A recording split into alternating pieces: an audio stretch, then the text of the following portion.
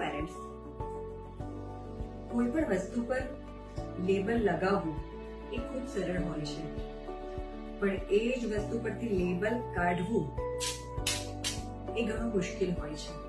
અને ઘણીવાર એવું થાય છે કે આ લેબલ કાઢતા કાઢતા એ વસ્તુ ફાટી પણ જાય છે. તો આવું સેમ બાળકો સાથે થાય છે. જ્યારે બાળકો નાના હોય ત્યારે આપણે એની વીકનેસ પર લેબલ લગાવીએ છીએ. એક્ઝામ્પલ, મારું બાળક ખૂબ હાઈપર એક્ટિવ છે, મારું બાળક મારું સાંભળતું નથી, મારું બાળક બહુ ગુસ્સો કરે છે, મારું બાળક ખાતું નથી.